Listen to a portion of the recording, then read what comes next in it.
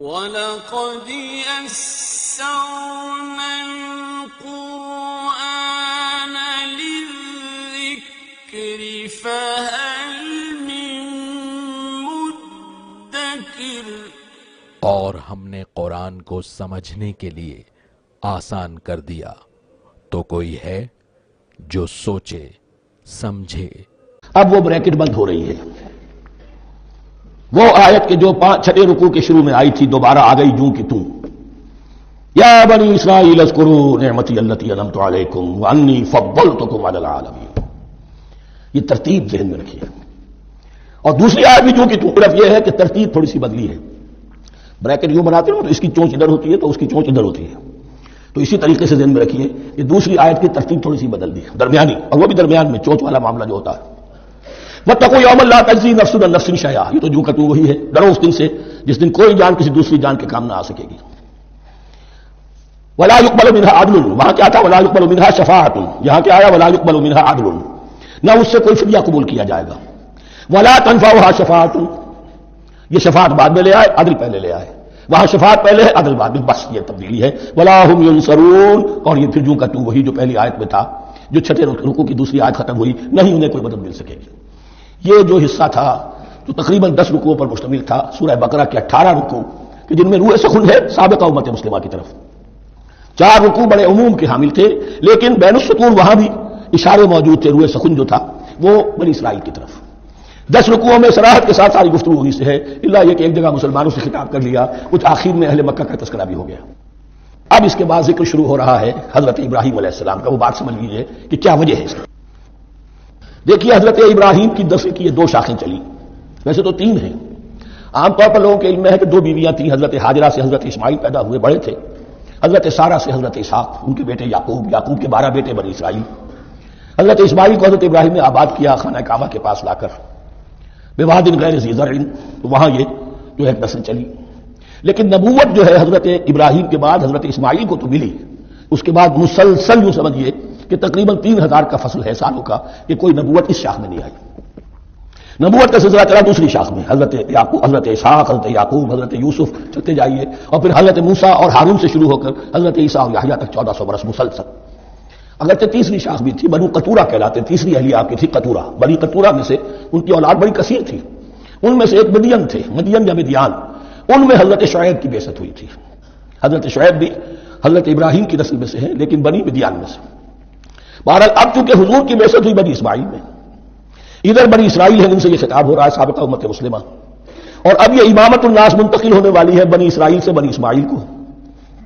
تو اب اگر اس انتقال کے وقت نقل، اگر وہ جو کامن فیکٹر ہے اس کا تذکرہ کیا جائے تو بات آسان ہو جائے گی۔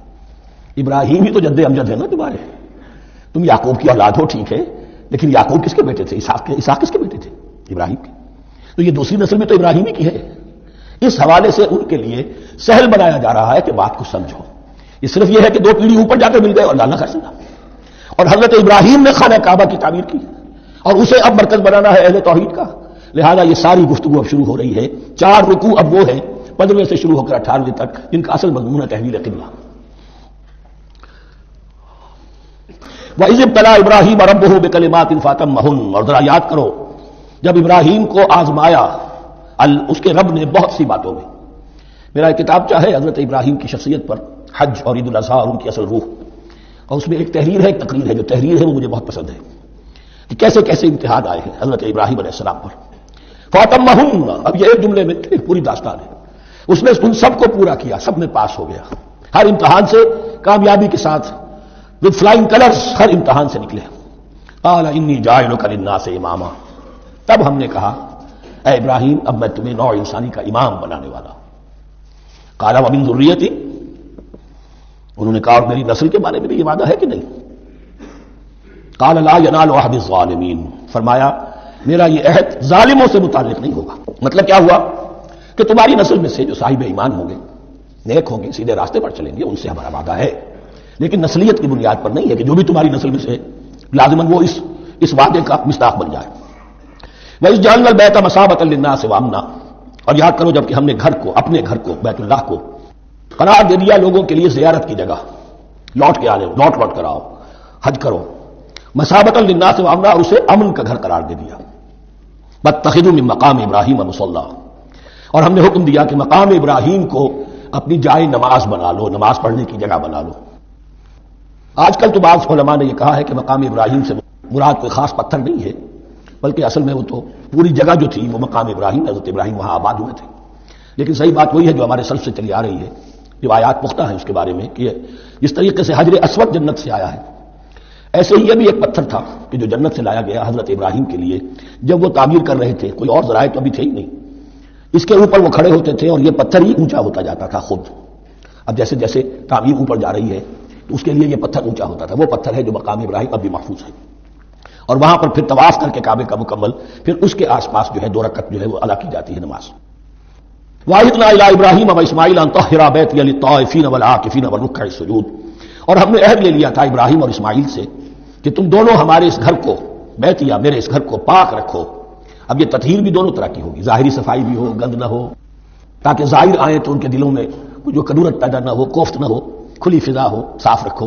اور تطہیر باطنی، وہاں توحید کا چرچا ہو، کوئی اور کفر اور شرک جو ہے وہ نہ آنے پائے.